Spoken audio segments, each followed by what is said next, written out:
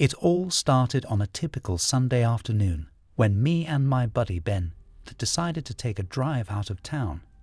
We've been cooped up all week, and there's nothing quite like a random road trip to clear your head, especially when the air is cool and crisp, and the trees are just starting to show the first hints of autumn color. We'd heard about a small trail deep in the woods where some people claimed there were old, forgotten ruins, some sort of shack or house maybe. So we set out, thinking it would be an easy, fun little adventure.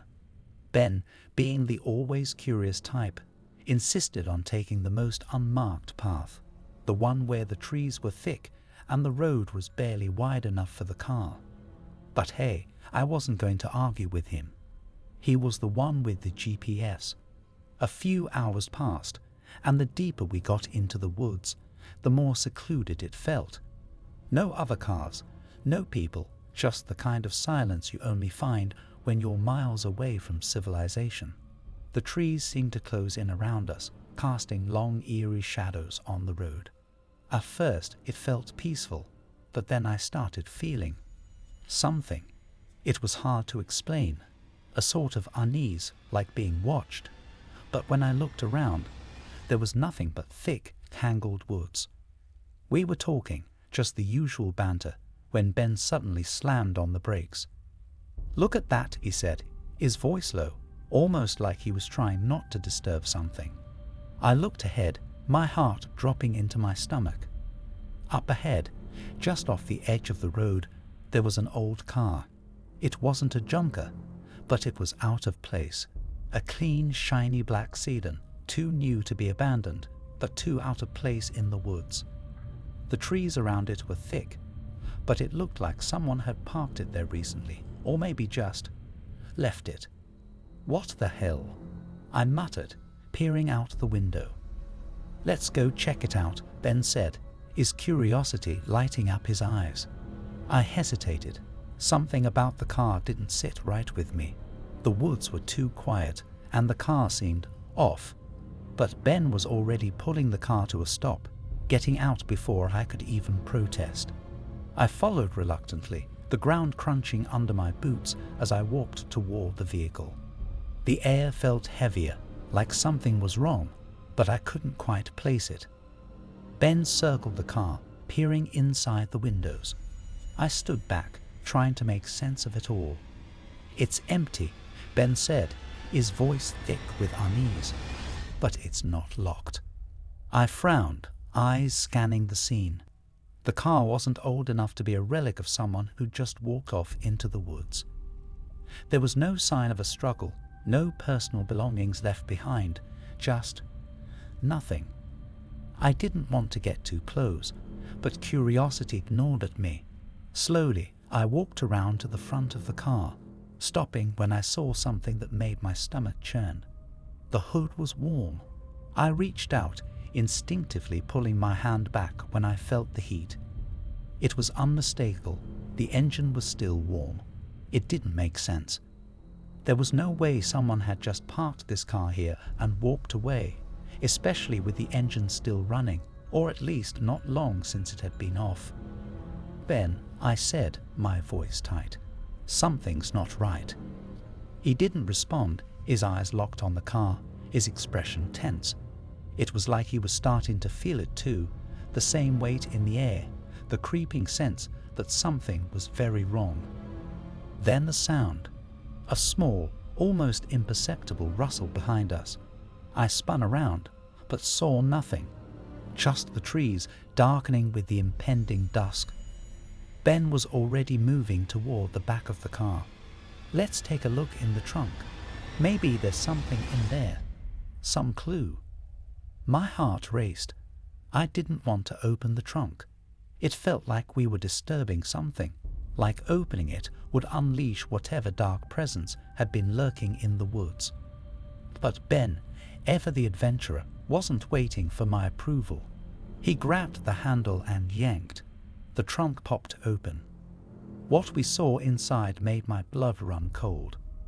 There, lying in the trunk, was a thick, black plastic bag.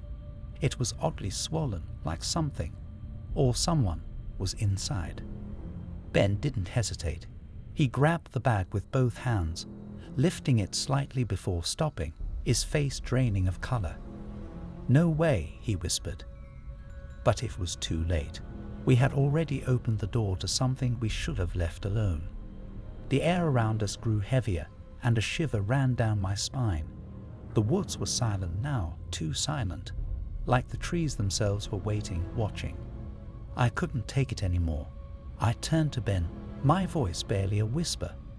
"We need to leave. Now." But before he could respond, there was a sound, one I'll never forget. It wasn't a rustle or a footstep. It was a voice. A whisper coming from deep in the woods. It was faint, barely audible, but unmistakable. "Leave. Now." I froze, every muscle in my body screaming to run, but my legs wouldn't move. Then, before we could react, the trunk slammed shut on its own. I don't know how long we stood there, staring at the car, the woods, the darkening sky. But in that moment, I knew one thing for sure. We were not alone, and whatever was in those woods, or in that car, had been waiting for us. I don't know how we ended up back in the car.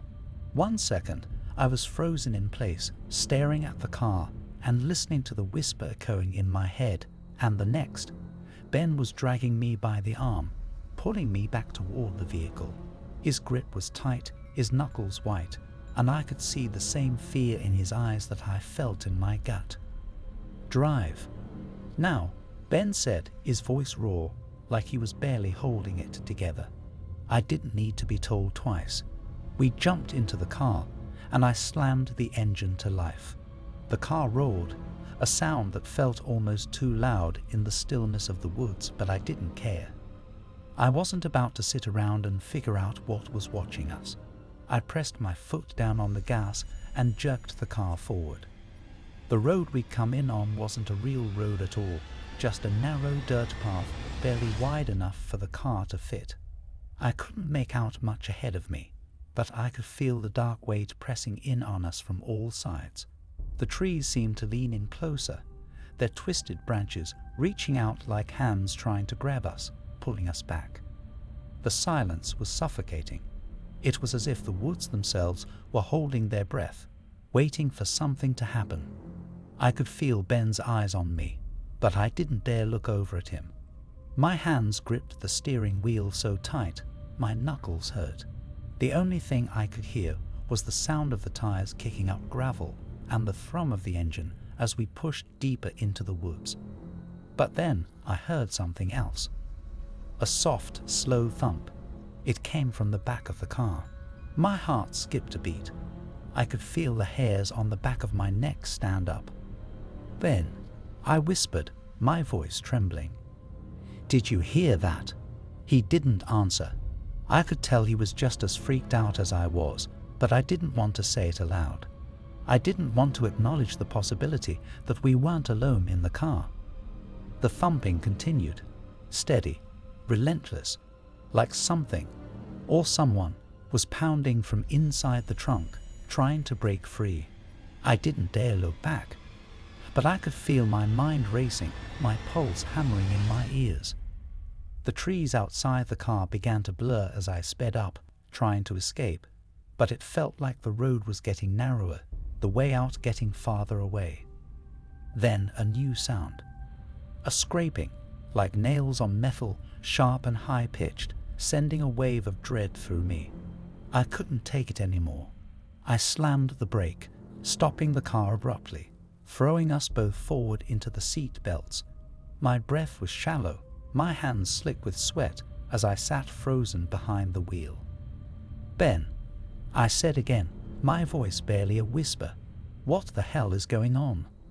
Ben's eyes were wide, and he was gripping the dashboard like it was the only thing keeping him from flying out of the car. "I don't know, man. I don't know. But we need to go. Now." Before what? He didn't finish the sentence, but we both knew what he meant.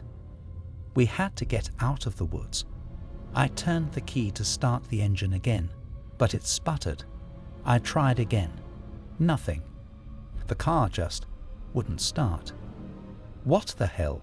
I muttered, panic creeping into my voice. I tried again, my hands shaking as I twisted the key, but still nothing. The engine just made a few dying noises and then fell silent. Ben was already out of the car before I even realized what was happening. "Ben, what the hell are you doing?" I called after him, my voice rising in a mix of fear and anger. He didn't respond.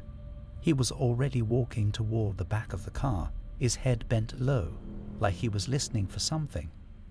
I wanted to scream at him to get back in the car. I wanted to lock the doors and drive away, even if I had to push the car myself, but I couldn't.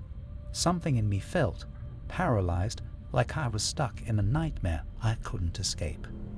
I looked in the rearview mirror, but all I could see was darkness. Ben reached the back of the car and stood there for a moment. I couldn't see what he was doing, but I could hear him.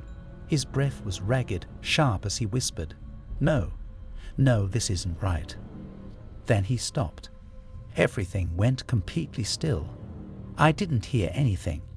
No wind, no rustling of the leaves, no distant animal calls, just an unbearable silence. "Ben," I called out, my voice cracking. I opened the door slowly, stepping out into the cold air. The silence around me felt like a wall, pressing in from all sides. I took one step, then another. My feet were heavy, like I was wading through thick mud. When I reached the back of the car, I saw Ben standing there, his eyes wide, staring at something just out of my view. "Ben, what is it?" I asked, my voice barely more than a whisper. Ben didn't answer. His lips were trembling, and I could see the sweat glistening on his forehead. He just pointed, his finger shaking. I looked where he was pointing, and my stomach dropped. The trunk was open again, and inside, there was no plastic bag. Instead, there was something else. Something moving. I don't remember what happened next. The air seemed to go thick, like it was pressing on me from all sides. My vision blurred, and all I could hear was a low, growling sound coming from the trunk. It wasn't like anything I'd ever heard before, deep and guttural, almost human. I took a step back, but Ben was frozen, his eyes locked on whatever was inside the trunk. His mouth moved, like he was trying to say something, but no words came out. Then, just as I felt the darkness closing in around us, I heard the whisper again, louder this time, more insistent. "Leave. Now." I didn't wait. I grabbed Ben's arm, pulling him with me as we ran back to the car. I didn't know where we were running to, but I knew we couldn't stay there any longer. I jumped into the driver's seat, desperate to start the car. My hands were slick with sweat, and my pulse was pounding in my ears. I twisted the key again. This time, the engine roared to life. We were moving. Fast. I didn't care what direction I was going in, as long as we were getting out. But as we tore down the narrow road, something caught my eye in the rearview mirror. The car, the black sedan. It was behind us, following us, and its headlights weren't shining in the usual way. They were darker. Wrong. The glow was red, like the eyes of something watching us, waiting for us to stop. And it was getting closer. I wasn't sure how much longer I could keep my hands on the wheel. The panic was starting to settle into my bones, turning my muscles stiff and uncooperative. Ben was staring straight ahead, barely breathing, his face pale and drawn. I didn't dare look back. Not now, not when the car was still there, still following us, getting closer by the second. The woods seemed to stretch on forever, the darkness pressing in from all sides like it was trying to swallow us whole. My foot was pushing the gas pedal as hard as it could go, but the car wasn't moving fast enough. I could feel the weight of that black sedan behind us inching closer with each passing moment. Its red headlights were the only light in the world now, like twin eyes watching us, waiting for the moment when we'd make a mistake. I glanced at the rearview mirror just for a second, and my blood ran cold. The car was right on top of us. It was like it had materialized out of nowhere, filling up the entire mirror. But there was something wrong about it, something unnatural. The headlights glowed an eerie crimson, and the shape of the car was shifting, bending in ways that didn't make sense.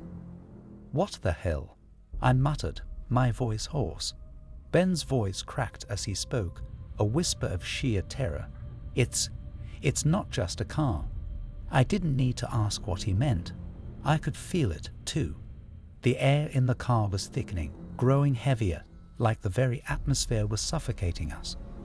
The trees outside seemed to bend and sway, and I could swear I heard whispers riding on the wind, though they made no sense.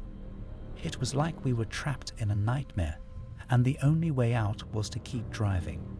But the car behind us wasn't just a car anymore. It was something else, something alive, and it was closing in. "I have to get out of here," I said, my voice cracking as I turned the wheel hard, veering off the road. Ben grabbed my arm. "Don't you dare. Keep driving. Whatever you do, don't stop." I couldn't answer him. The grip around my chest tightened, cutting off my air, making it impossible to focus. My eyes darted between the road and the mirror, but the red glow of the headlights was growing brighter. The pressure inside the car, in the very air around us, was pushing down on me, suffocating me. Then a sickening sound. The scraping again. But this time, it wasn't coming from the back of the car. It was inside the car. From the floor. From beneath us. I gasped, feeling the floorboards vibrating beneath my feet. I couldn't think. I couldn't breathe. All I could hear was that noise, that scraping sound, coming closer, moving beneath us, like something was crawling toward us from under the car. "Ben, please," I screamed, my voice barely more than a sob. His eyes were wide, locked on something beyond the windshield. He was frozen. His whole body was rigid, like he was paralyzed by the same thing I felt in the pit of my stomach. Fear. The noise beneath the car stopped, and then everything went still. For a heartbeat, nothing moved. The car, the trees, the air, it all felt like it was holding its breath, waiting for something to happen. Then I saw it, a shadow, a figure. It was standing in the middle of the road ahead, blocking our path.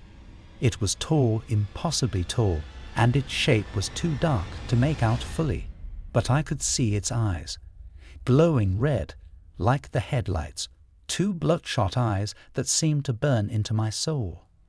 I slammed the brakes, but the car didn't stop. The tires squealed, skidding across the dirt road, but the car kept moving forward, creeping closer to the figure. And then everything went silent.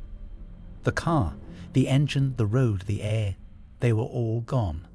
The world had disappeared, and it was just the two of us, trapped in a void with that figure in front of us, those glowing red eyes tearing us down. The figure started to move. Its limbs were long and spindly, moving in jerky, unnatural motions. It reached for the car, its hands stretching out in a way that shouldn't have been possible, fingers unnaturally long and sharp, like claws. Ben was screaming now, but I couldn't hear his voice. My own screams had died in my throat. I was frozen. The figure was almost on us, its claws reaching for the car, its face still hidden in shadow. But those red eyes burned through the darkness, searing into me. And then the car stopped. I didn't know how. The figure was still there, standing right in front of us, but the car was still, as if it had been stopped by some force beyond our control. The engine sputtered, then died. For a long moment, everything was still again. The figure stood there, towering over us, its claws inches from the windshield. I couldn't breathe. I couldn't think. It was like time had frozen, and I was trapped in this moment forever. But then, just as suddenly as it had appeared, the figure vanished. The red eyes blinked out, and the shadow melted into the darkness. The air rushed back in, like the world had exhaled after holding its breath for too long. I was shaking. Ben was still holding onto his seat, his eyes wide, his face pale. What the hell was that? I stammered. Ben didn't answer. He didn't need to. We both knew. The car was still in the woods. We weren't in control anymore, and whatever had been following us, whatever had been in the trunk, was still out there. The headlights flickered on again, not in the usual way, but in a faint, sickly glow. And that's when I realized it wasn't over. We hadn't escaped. The car had us now. It was part of the woods, part of the darkness, and it wasn't going to let us go.